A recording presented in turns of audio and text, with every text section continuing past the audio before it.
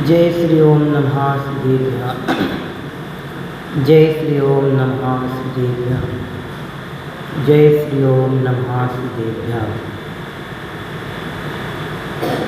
नमो अरहन्ताणं नमो सिद्धाणं नमो आयर्याणं नमो वज्रायाणं नमो लोये सर्वसागुणम्।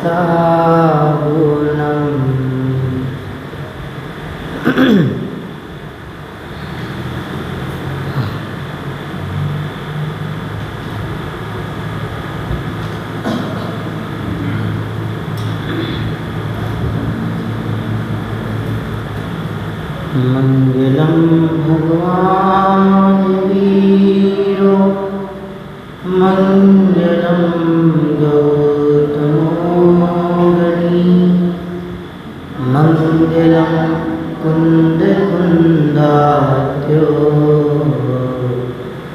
जय धर्मोस्तु मंगलम सर्वमंगलमांगल्यं सर्वकल्याणकारकं प्रधानं सर्वधर्माणां जैनं जयतु शासनं जैनं जयतु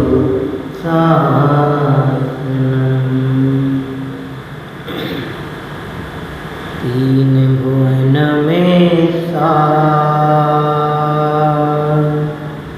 लीलराग विज्ञानता शिवस्वरूप शिवका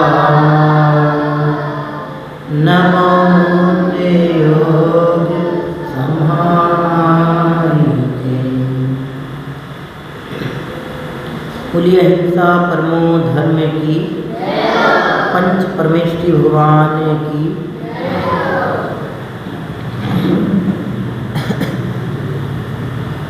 पंडित प्रवर दौलत राम जी द्वारा कृत हम और आप सभी स्वाध्याय के क्रम में ग्रंथ श्री छैढाला जी के आधार से अपनी चर्चा कर रहे हैं।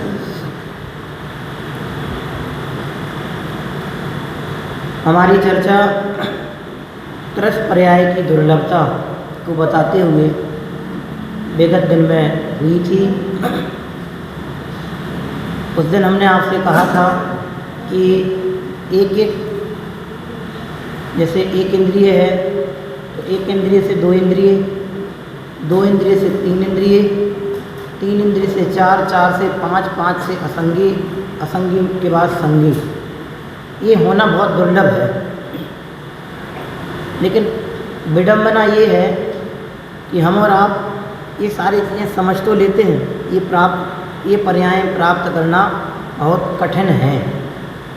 लेकिन कठिन जानने के बावजूद भी हम जरा सी भी मेहनत कि हमें ऐसी पर्यायों की प्राप्ति नहीं हो, बार बार हमारा उद्यम उस रूप में नहीं हो, हमारा परिश्रम जिसे हम अपने आगम की भाषा में पुरुषार्थ कहते हैं, ऐसा ना हो कि हमें बार बार इन पर्यायों को प्राप्त करना पड़े।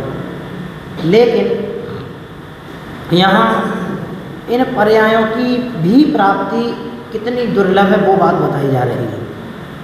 हमें ये पर्याय प्राप्त नहीं करना चाहिए, भव भ्रमण करते हुए नहीं भटकना चाहिए, पंच परावर्तन रूप परिभ्रमण हमारा नहीं हो, ये सारी बात अभी यहाँ नहीं कह रहे। वो कहेंगे, प्रेरणा चूँकि वही है, लेकिन उनका अभी इंटेंशन यह है कि इन पर्यायों की प्राप्ति भी सरल नहीं है, आसान नहीं है, बहुत दुर्लभ है। सच में जिन्हें दुर्लभता का भान है वे ही इसका सदुपयोग कर पाते हैं प्राप्त पर्याय। और जिन्हें दुर्लभता का भान नहीं है कि ये पर्याय हमें कितनी दुर्लभता से, कितनी कठिनता से मिली है, वे इस पर्याय का सदुपयोग नहीं कर पाते। जैसे एक अंधा व्यक्ति है, उसकी आंखें नहीं हैं, लेकिन उससे कोई आके कहे कि भैया एक शर्त है, हम तुम्हारी आंखों की रोशनी ला सकते हैं, लेकिन एक हमारी शर्त है। तो वो बोलेगा क्या शर्त है? वो बोले कि हमारी ये शर्त है कि जब तुम्हें रोशनी मिल जाए तो तुम इन आँखों से ऐसे कोई गलत कार्य नहीं करोगे, ऐसी जगत की दुनिया की सारी ये राग रंग की बातें देख कर के ऐसा कोई कार्य नहीं करोगे कि तुम इनमें ही रीझ जाओ, इनमें ही लग जाओ। तो फिर क्या करना कि सारी दुनिया को जब तुम देखने लगो तो देखने के बाद तुम इन आँखों की रोशनी को प्राप्त करने की सार्थकता सिद्ध करना। माने उस दिन हमने आपको बताया ना जब आँखें मिली तो भगवान के रूप को निहार करके भगवान बनने की बात सोचना, भगवान बनने का विचार करना। मन में विचारने की शक्ति मिली है तो भगवान की मुद्रा देख करके बार बार ये विचार करना कि हे भगवान, ऐसी मेरी शुद्ध परम पारिणामिक विशुद्ध दशा कब हो, ऐसी अविचलित, ऐसी निश्चल, ऐसी परम शांत सौम्य मुद्रा दशा कब हो, ये विचार अपना मन प्राप्त करने के बाद होना चाहिए। तो ऐसी वो अंधे से शर्त रखी कि भाई तुम्हें यदि आंखें दिला दी जाएं, तुम्हारी रोशनी वापस ला दी जाए तो तुम इन आँखों की रोशनी का दुरुपयोग नहीं करोगे। माने पाप के कार्यों में, कुशील के सेवन में, समझ में आया ना, अपनी इन आँखों की रोशनी का प्रयोग नहीं करोगे। तो वो तैयार हो गया, नहीं नहीं ठीक है साहब, मानेंगे बिल्कुल आपकी बात। और जैसे ही उसको आँखों की रोशनी मिली तो उसका मन बदल गया। अब उसने सारी, अभी तक तो दुनिया नहीं दिख रही थी, अभी तक उसको दुनिया दिखाई नहीं दे रही थी, सच्चा आँखों की रोशनी नहीं थी, सब जगह काला काला दिखाई दे रहा था, तो तकलीफ थी। लेकिन जैसे ही उसको आँखों की रोशनी मिली और दुनिया की ये रंगत देखी, और रंगत देखने के बाद ये सारे रंग बिरंगे परिणमन देखे, और देख कर अरे मैं तो आज तक अंधा बन के को जान ही नहीं पाया, हमारी अंधे की दुनिया कैसी काली काली, और आँख वालों की दुनिया कैसी ये बहुत रंग बिरंगी। तो जैसे ही उसको आँखों की रोशनी मिली और उसका मन बदल गया, मैंने तो आज तक ऐसी दुनिया देखी ही नहीं। तो बस उसका मन बदल गया और वो अपनी शर्त से मुकर गया, और जैसे ही शर्त से मुकरा वैसे ही उसकी रोशनी गायब। क्योंकि शर्त क्या थी कि आप पाप के कार्यों में, कुशील के सेवन में, इत्यादि इत्यादि विपरीत कार्यों में आँख की रोशनी का प्रयोग नहीं करोगे। आप अपने धर्म के कार्यों में, कल्याण के कार्यों में, देव शास्त्र गुरु की आराधना के कार्यों में आँखों की रोशनी का प्रयोग करोगे। लेकिन उसने वैसा नहीं किया तो उसकी आँखों की रोशनी वापस चली गई। बराबर। लेकिन एक और व्यक्ति था जिसकी पहले आँखों की रोशनी थी, लेकिन किसी कारण से उसकी आँखों की रोशनी चली गई। अब उसने पहले दुनिया देखी थी, अब बाद में देखना उसको बंद हो गई। तो अब उससे भी किसी व्यक्ति ने कहा भैया एक शर्त हम तुम्हारी आंखों की रोशनी वापस ला सकते हैं, जैसे पहले तुमने पाप कार्य किए वैसे पाप कार्य में आंखों की रोशनी का प्रयोग नहीं करोगे।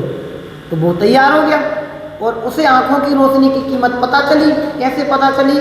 उसने सोचा कि देखो भैया पहले तो हमने पाप के कार्यों में आंखों की रोशनी का प्रयोग किया था, बड़ी दुर्लभता से हमको कठिनता से रोशनी मिली थी, लेकिन हमने उसका उपयोग सदुपयोग नहीं किया, हमारी वो रोशनी चली गई। वापस ये सज्जन ये महोदय किसी प्रकार से हमारी आंखों की रोशनी लेके आ रहे हैं, तो ये जरूर कोई विशेष व्यक्ति है, साधारण व्यक्ति नहीं है। और आंखों की रोशनी मिल जाना वापस ये अपने आप में बहुत कठिन काम है, ना होने जैसा असंभव काम है। असंभव को जो संभव बना के दिखा रहा है, इससे बड़ी बात क्या होगी? जहाँ सारे दुनिया के डॉक्टर्स, मेडिकल सब कुछ फीका पड़ गया, आंखों की रोशनी नहीं ला पाया, वहाँ ये सज्जन आंखों की रोशनी ला के दिखा रहे हैं। इसका मतलब ये व्यक्ति साधारण नहीं है, जरूर कोई विशेष व्यक्तित्व है जो हमारी आंखों की रोशनी वापस लेके आ रहे हैं। और मैंने तो पूरी दुनिया पहले देखी है, इसलिए मुझे दुनिया का स्वरूप पता है, लेकिन आज मुझे मेरी आंखों की रोशनी वापस मिल रही है, मुझे मेरी दुर्लभ चीज, दुर्लभ वस्तु की उपलब्धि हो रही है, इसलिए मैं आपकी हर बात मानने के लिए तैयार हूँ। वो उनकी हर बात मान लेता है और शर्त मान लेता है, बस उस शर्त के मुताबिक उनको आंखों की रोशनी मिल जाती है, तथास्तु। और जैसे ही उसको आँखों की रोशनी मिलती है, वो शर्त के मुताबिक उसको धन्यवाद करता है, उसकी कीमत समझता है कि आँखों की रोशनी की कीमत क्या है। क्या कीमत थी कि जब वो अंधा था तो इधर से उधर जाने में दूसरे के सहयोग की आवश्यकता थी, उसको दिखाई नहीं दे रहा था तो कुछ उठाने के लिए किसी अगले व्यक्ति की आवश्यकता थी, खाने पीने चलने फिरने कुछ भी करने के लिए अगले एक सहयोग की आवश्यकता थी, कहीं आ नहीं सकता था, कहीं जा नहीं सकता था। इन तमाम सारी परेशानियों को विचार करके उसे आँखों की रोशनी की दुर्लभता और कठिनता का भान हुआ कि नहीं, आँखों की रोशनी की कीमत क्या है। तो उसने उनकी सारी शर्त मान ली, और जो वो पहले से ही अंधा था उसको रोशनी मिली तो वो उसमें उलझ गया।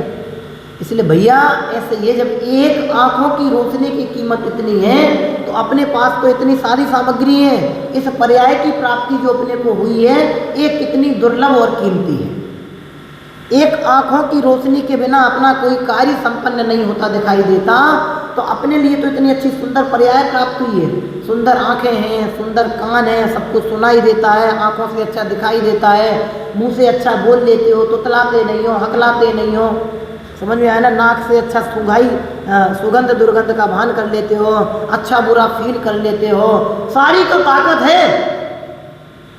ये अभी हम पर्याय की अपेक्षा कह रहे कि इतनी दुर्लभता से अपने को प्राप्त हुई, कितनी कीमतवान पर्याय प्राप्त हुई। जिनको इसका भान नहीं है कि हमें क्या प्राप्त हुआ है, वे इसका सदुपयोग नहीं कर पाते। और सच बताएं इसका सदुपयोग क्या है? इसका सदुपयोग ये नहीं है कि हम अच्छी पढ़ लिख के नौकरी में लग जाएं, इसका सदुपयोग यह नहीं है कि हम बड़े होकर अच्छे बिजनेसमैन बन के अच्छा पैसा कमा लें। इसका सदुपयोग यह है कि ये जो दुर्लभ पर्याय की हमें प्राप्ति हुई है, इस दुर्लभ पर्याय की प्राप्ति इस दुर्लभ जैन धर्म को समझने में हो। ये हमारी पर्याय ऐसे ही फालतू फोकट में व्यतीत नहीं हो जाए, नहीं तो निगोद से निकले। उस दिन हमने बताया था जब नरक में ये जीव रहता है तो कितनी अच्छी भावनाएं आता है कि नरक में से निकलेंगे, मनुष्य पर्याय हमें प्राप्त होगी, वहाँ हम संयम अंगीकार करेंगे, दिगंबर जैनेश्वरी दीक्षा अंगीकार करेंगे, तप धारण करेंगे, मुनि व्रत अंगीकार करेंगे, दीक्षा लेकर वन में जाएंगे, आत्म ध्यान करेंगे, आत्म कल्याण में प्रवर्तेंगे, मोक्ष के मार्ग में लगेंगे। बहुत लंबे चौड़े सपने देख लेता है नरक में, और जब वहाँ से जैसे तैसे इसको पर्याय प्राप्त हो जाती है, ये दुर्लभ पर्याय, और यहाँ आने के बाद सारी इच्छा खत्म हो जाती है, डी एंड हो जाता है, यहाँ आके सब राग रंग में उलझ जाता है। तो ऐसे नहीं करना। जैसी वहाँ भावना आई थी, नरक गति में भाव न भाई, मानुष तन को पाने की। वहाँ इतनी अच्छी भावना आई कि भगवान एक अवसर हमको मिल जाए, एक मौका हमको मिल जाए, ओनली वन चांस, एक चांस, कुछ समय का हमें मिल जाए। हम अब ऐसे कोई काम नहीं करेंगे कि हमें वापस नरक जाना पड़े। हम अब ऐसे कोई पापकारी कसायादिक का सेवन नहीं करेंगे कि वापस हमें निगोद की यात्रा करनी पड़े। क्यों? क्योंकि प्रभु अब हमें दुर्लभ पर्याय की प्राप्ति हो रही है। हमें ये दुर्लभ पर्याय की जो प्राप्ति हुई है, कठिनतम पर्याय की जो प्राप्ति हुई है, हम इसको व्यर्थ नहीं जाने देंगे। हम मनुष्य हो गए तो मनुष्य होकर के मनुष्य जीवन की सार्थकता को सिद्ध करना। मनुष्य जीवन की सार्थकता यह है कि अब हम वापस कभी संसार के में भटकने के कार्यों में नहीं होंगे। हमने उस दिन आपसे कहा था कि हम तन्मय एक भी कार्य हमें ऐसा बताओ कि हम ऐसा काम जो करते हों कि जो हमारे इस संसार परिभ्रमण को मिटाने में सहयोगी। हम सुबह से उठ के शाम तक रात तक में पूरे काम ऐसे करते हैं, ज़्यादातर पाप के काम करते हैं या कसाय के काम करते हैं, और पाप और कसाय ही हमारे परिभ्रमण का कारण है। दुख का कारण बुरा कार्य ही पाप है। परिभाषा हम सबको पता है, लेकिन परिभाषा की परिभाषना हमको नहीं है। परिभाषना समझते हो? उसकी फीलिंग, उसकी भाव भाषना हमको नहीं है। बहुत अच्छे से हम जब पूछेंगे पाप किसे कहते हैं तो वहाँ से आप फटाफट बोल दोगे दुख का कारण बुरा कार्य ही पाप है, पाप के कारण कुगतियों में जाना होता है। लेकिन भैया हम भी कुगतियों से आए हैं। हमने उस दिन कहा था अपना साधिक काल माने अनंत समय कहाँ बीता है? निगोद में बीता है। और निगोद में कोई एसी नहीं लगी हुई है, निगोद में कोई डल्लप के गद्दे नहीं लगे हुए हैं, नरकों में एयर कंडीशन रूम नहीं है, असहनीय वेदना है। और ऐसी वेदना है, ऐसी वेदना है, ऐसी वेदना है, ऐसी वेदना है, ऐसे दुख है, ऐसी तकलीफ है, ऐसी तकलीफ है कि उस तकलीफ को यहाँ कहा नहीं जा सकता। वो आते ना सरिये पहने नुकीले वाले, जो पहले के सैनिक लिए रहते थे, 1000 सरिये तुम्हारे लिए एक साथ ऐसे चुभाए जाएं, एक साथ 1000 आदमी 1000 सरिये ऐसे चुभाए जाएं, एक साथ यूं, एक साथ आपके शरीर में घुसेड़ दें 1000 सरिये, और जो तकलीफ आपको उनको घुसने में हो, ऐसी वेदना एक एक समय में होती है। 1 सेकंड नहीं कह रहे, 1 सेकंड तो बहुत बड़ा टाइम हो जाता है, एक समय में असंख्यात से वो हो जाते हैं। आप सोचो, इतने से बिल्कुल शॉर्ट टाइम में हम सोच नहीं पाते, अपने सोचने में भी असंख्य समय निकल जाते हैं, तो इतनी तकलीफ अपने को भोगनी पड़ती है। इसलिए यहाँ लिख रहे हैं दुर्लभ लहिजों चिंतामणि, कि जिस प्रकार उस चिंतामणि रत्न की प्राप्ति कैसी है कि दुर्लभ है। दुर्लभ है माने मोक्षित, बहुत कठिन है, सरल नहीं है। जिस प्रकार से उस चिंतामणि रत्न की प्राप्ति हमारे लिए दुर्लभ है, उसी प्रकार से अभी मनुष्य पर्याय नहीं कहा यहाँ पे, अभी क्या कहा कि त्रस पर्याय की प्राप्ति दुर्लभ है। त्रस पर्याय में बताए थे ना हमने आपको, 2 इंद्रिय से लेकर के 5 इंद्रिय तक के जीव, और फिर 2 इंद्रिय से 4 इंद्रिय में विकलत्रय होना कठिन है, विकलत्रय के बाद असंगी पंचेंद्रिय होना कठिन है, असंगी पंचेंद्रिय के बाद संगी पंचेंद्रिय होना कठिन है। एक एक पर्याय की प्राप्ति इतनी दुर्लभ है। अपन ने पढ़ा था, आगे इसमें और पढ़ते हैं, दुर्लभ लहिजों चिंतामणि त्यों पर्याय लही त्रसतनि, लट पिपील अलियान शरीर, धर धर मयो सही बहुती। अब त्रस पर्याय की प्राप्ति हुई तो त्रस में डायरेक्ट मनुष्य हो गए ऐसा नहीं है। आप 2 इंद्रिय हुई, 3 इंद्रिय हुई, 4 इंद्रिय हुई, माने विकलत्रय हो गए, उसके बाद असंगी पंचेंद्रिय हुए। आप लट मतलब होता है इल्ली, लट मतलब इल्ली, और इसके बाद में पिपील समझते हो, पिपील मतलब चींटी। ये चींटियाँ एक साथ हजारों की संख्या में उत्पन्न होती हैं। जब कभी कभी यहाँ सैकड़ों चींटियाँ, हजारों चींटियाँ उत्पन्न हो जाती हैं, अपन यूँ दौड़ दौड़ के चले जाते हैं, तो आपने देखा होगा कभी कि एक साथ चींटियों के गुच्छों पे समूह पर पैर पड़ जाता है, तो उन चींटियों के ऊपर जो पैर पड़ता है तो वे सैकड़ों चींटियाँ एक पैर पड़ने के कारण मर जाती हैं। मर जाती कि नहीं मर जाती? यहाँ उत्पन्न हुई, यहाँ किसी का जो प्रमाद पूर्वक प्रवर्तन करते हुए दौड़ रहा था, चल रहा था, ऐसा अधम जीव जिसके माध्यम से ऐसा कुत्सित कार्य हुआ, उसके पैर के कारण से उन जीवों की क्या हो गई? आराधना हो गई। वे तो कह नहीं सकती कि यहाँ उत्पन्न हुई कि दीपक सर आज हम लोग यहाँ गार्डनिंग करेंगे, हम लोगों का आज पार्टी है और आज हम लोगों का एक विजिटिंग टूर यहाँ का है, इसलिए आप बच्चों से कह दें कि आज हम यहाँ घूमेंगे, यहाँ बच्चे नहीं आए। ऐसा कह पाती हैं चींटियाँ? नहीं कह पाती, इतनी सामर्थ्य नहीं है। उत्पन्न हो रही हैं असंख्यात, उनको गिना नहीं जा पा रहा है, सैकड़ों हजारों की संख्या में एक साथ उत्पन्न हो रही हैं। इकट्ठी तेज हवा चल जाए तो एक साथ उड़ जाती हैं। हो जाता कि नहीं हो जाता है? कोई निकल जाए तो पैर तले मर जाती हैं। आग गिर रही हो, बरस रही हो तो वो हो जाती हैं। गुड़ में चींटी लग जाए तो अपन क्या करते हैं? एक एक चींटी को संभाल के, अभी धूप में मत रखो इसको, ऐसा करते हैं, ले जाके धूप में रख देते हैं। कितनी वेदना होती है उनके लिए। आए तो थे गुड़ खाने और खाने मिल रही धूप। होता है कि नहीं होता? ये उस पर्याय की वेदना है। लट इल्ली निकलते ना, 2 इंद्रिय इल्ली समझते हो? गेहूं में वो हो जाती है, यूं करके चलती है। आपने देखो गेहूं वगैरह में हो जाती है, दुकानों में, किराने की दुकानों में सामान रहता है, इल्लियाँ उत्पन्न हो जाती है। क्या करते हैं लोग? ऐसे निकलते हैं, इल्ली महारानी आइए, आपका वेलकम, आज आप हमारे यहाँ दुकान में उत्पन्न हुई, आपका हम बहुत बहुत धन्यवाद, ऐसा कहते हैं? ऐसा नहीं कहते। निकाल के यूँ फेंक दिया, ऐसे निकाला यूँ फेंक देते हैं लोग। सड़क पर चली गई, धूप पड़ रही, आके पैर पड़ गया, रौंदती हुई गाड़ी निकल गई। भाई कितनी तकलीफ है। ऐसी पर्यायों की प्राप्ति भी सरल नहीं है, इल्ली होना भी सरल नहीं है। हम तो मनुष्य की बात आपसे कर रहे हैं। क्या लिख रहे हैं यहाँ? 2 इंद्रिय इल्ली होना भी सरल नहीं है। हम तो मनुष्य पर्याय को प्राप्त किए हुए बैठे हैं। तो सोचने वाली बात है क्या नहीं है? पर अपन को इल्ली बनना कठिन था, और आज हम मनुष्य बन के बैठ गए तो हमें मनुष्य भाव की कीमत नहीं आ रही। ध्यान रखना, जिन्हें इस प्राप्त पर्याय की कीमत नहीं आएगी उन्हें आगामी समय में ऐसी पर्यायों की प्राप्ति नहीं होगी।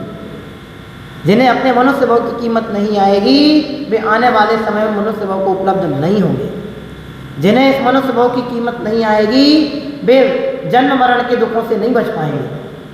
जिन्हें इस मनुष्य भाव की कीमत नहीं आएगी वे संसार के दुखों से छूटने वाले नहीं हैं।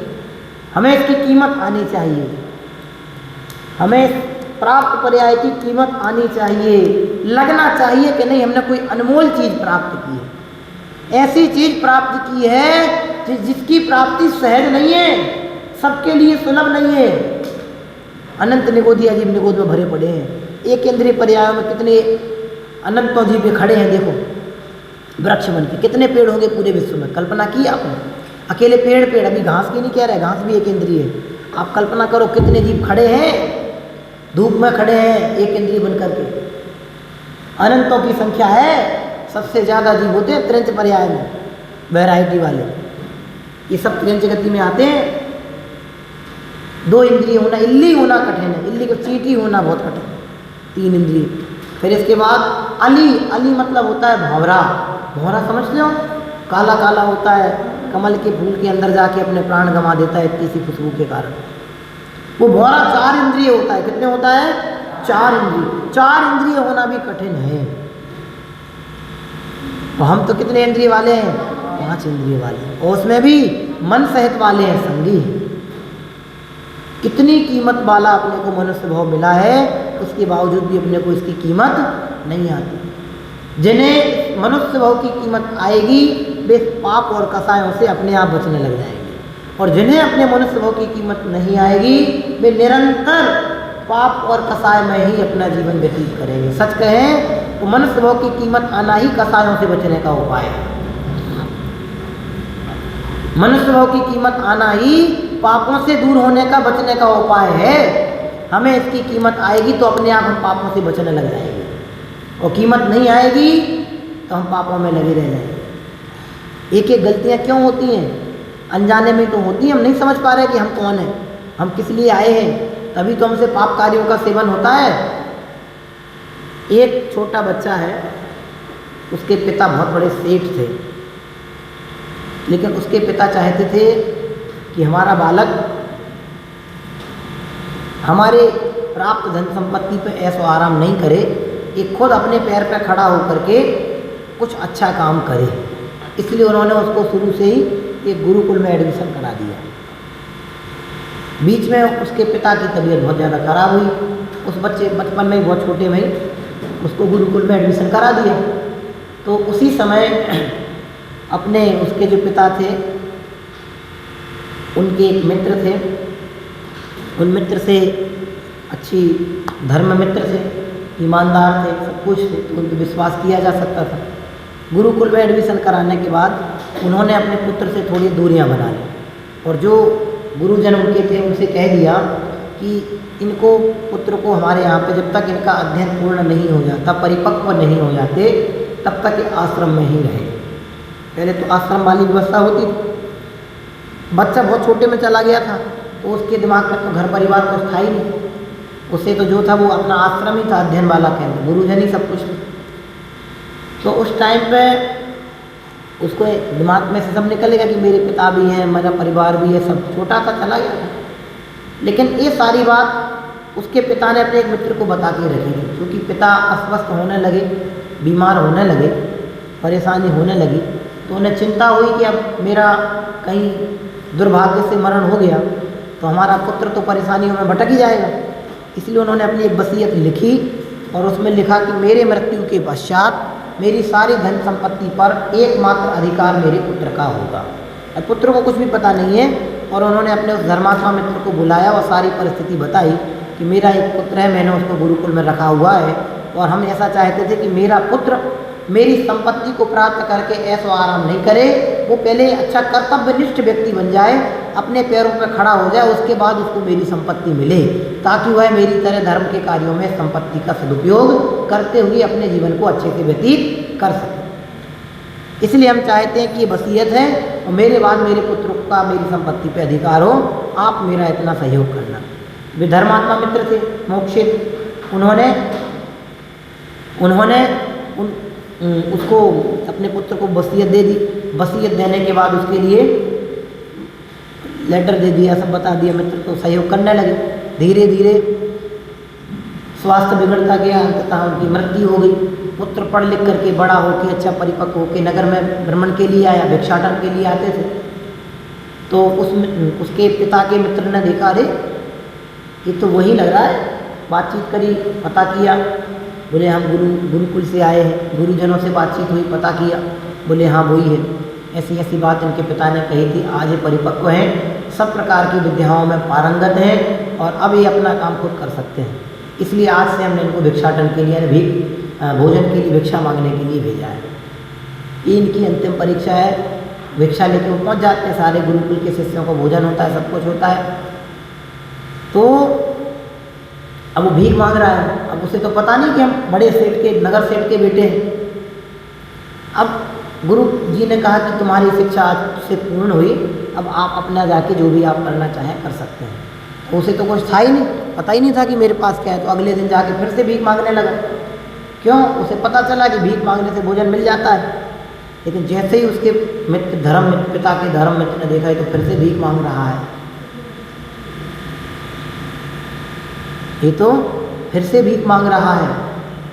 वे जाते हैं, उससे कहते हैं भैया तुम भीख मत मांगो। तो वो कहता है भैया गुरुजी से हमारी शिक्षा पूरी हो गई, अब हम तो आजीविका ढूंढने के लिए आए हैं, लेकिन अभी भूख लग रही है। ऐसी सारी परिस्थिति बताता है, इसलिए हम मांग रहे हैं, बाकी हम भीख क्यों मांगेंगे। ऐसी बातचीत होती है। तो बोले भैया तुम्हें भीख मांगने की ज़रूरत नहीं है। बोले क्यों नहीं है, हम पेट कैसे भरेंगे। बोले तुम तो नगर के सेठ हो। है क्या बात करते हो, नगर के सेठ? हम तो गुरुकुल में थे इतने दिन से और हम नगर सेठ हो गए। अरे हाँ तुम नगर सेठ हो। अरे क्या मजाक करते हो सेठ जी आप, कल क्या आपसे हमारी बातचीत होगी, एक दिन में ही आप हमें नगर सेठ बना दोगे। अरे नहीं सचमुच तुम नगर सेठ हो। हाँ ठीक है हम भी नगर सेठ हैं, हम भी। हाँ लाओ हमें लाओ आप। अरे नहीं मजाक नहीं कर रहे, तुम सच में नगर सेठ हो। कैसे नगर सेठ हैं? आओ हम आपको कुछ दिखाते हैं, आओ। घर ले गया वो, घर ले जाके उनने पेटी खोली, पेटियों में रखते थे पहले, और वो पर्चा निकाल के दिखाया, देखो इसको पढ़ो। बोले तुम तो गुरुकुल से पढ़ के आए हो, हम तो गांव के आदमी हैं, तुम पढ़ो। तो बच्चा पढ़ता है और देखता है कि अरे इसमें तो लिखा है ये सारी संपत्ति पे इसका अधिकार होगा, नाम तो मेरा ही लिखा है, तो क्या ये मैं ही हूँ? बोले हाँ ये तुम ही हो, तुम्हारे पिता की भावना है। ऐसे पूरी बात शुरू से लेके लास्ट तक की सुना देता है। अब उसको जैसे ही पता चलता है कि मैं नगर का सेठ, मैं इस नगर का बहुत बड़ा संपन्न सेठ, ये सारी संपत्ति, ये बहुत बड़ा बंगला, ये सारे नौकर चाकर, ये मकान संपत्ति, घोड़ा गाड़ी बंगला, ये खान पान की सामग्रियाँ, ये हीरे जवाहरात का व्यापार, ये सब कुछ किसका है? मेरा है। अब जैसे ही उसको पता लगा, अब वो भीख मांगेगा क्या नहीं मांगेगा? क्यों नहीं मांगेगा? उसको पता चल गया कि मैं किसका बेटा हूँ? नगर सेठ का बेटा हूँ। और नगर सेठ यानी मेरे पिताजी कुछ समय पहले शांत हो गए हैं, इसलिए अब उनके बाद किसका नंबर आता है? कि मेरा नंबर आता है, और अब मैं ही इस नगर का सेठ हूँ। जैसे ही उसको पता चलता है, वैसे ही उसका ढिल ढोल, शरीर का हाव भाव सब बदल जाता है। और भीख मांगना तो ठीक है, भीख मांगने का सोचता तक नहीं है। और उसे उसकी कीमत नहीं आए कि मैं नगर का सेठ हूँ, ये वसीयत की कीमत नहीं आए या नगर के सेठ की बने की कीमत नहीं आए, तो फिर भीख मांगना छोड़ पाएगा वो? अगर उसे अपने नगर सेठ होने पे गौरव नहीं होता, उस पर उसको गुमान नहीं होता, उसको उस पर थोड़ा अच्छा नहीं होता, तो क्या वो भीख मांगना छोड़ पाता? नहीं छोड़ पाता। उसको जैसे ही पता चला कि नहीं मैं नगर का सेठ हूँ, तो तत्क्षण ही भीख मांगना छूट गया। मैं असहाय हूँ ऐसा मन से निकल गया, मैं गरीब हूँ, मैं दीन हूँ, मैं दुखिया हूँ ऐसा मन से निकल गया। ऐसे ही जैसे उसको अपने नगर सेठ पने की कीमत आई, तो उसकी दरिद्रता पूरी दूर हो गई। ऐसे ही जिनको अपने मनुष्य भाव की कीमत आती है, उनका मनुष्य भाव कैसा हो जाता है, पूरा सार्थक हो जाता है, उनकी ये पर्याय सार्थक हो जाती है। इसलिए इन पर्यायों की सार्थकता का परिज्ञान हमें होना चाहिए कि हम 2 इंद्रिय हुए, 3 इंद्रिय हुए, 4 इंद्रिय हुए, हमारा जीवन दुखों में व्यतीत हुआ, लेकिन अब हमें सब पर्यायों से मुक्त होकर के संगी पंचेंद्रिय पर्याय प्राप्त हुई है, तो हमारी ये पर्याय व्यर्थ व्यतीत ना हो, हमारा ये जीवन व्यर्थ में बर्बादी में नहीं चला जाए। इसलिए इसकी दुर्लभता का भान हमें विशेष यहाँ होना चाहिए। क्या लिखा है, पढ़ो जरा एक साथ ये छंद।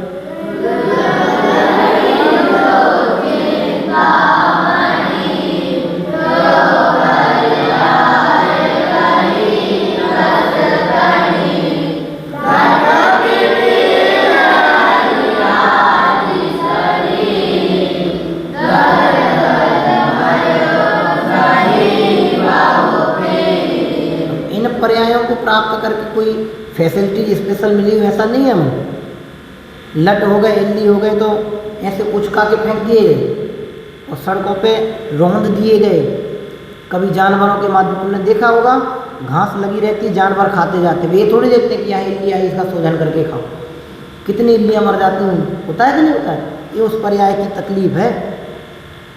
ऐसे ही चिंटी हो गए, पानी पीने, पानी फेंक दिए, ऐसा बह गई हजारों चिंटियाँ एक साथ। बारिश हुई, चिंटियों के मकानों के मकान बह गए, धंस गए।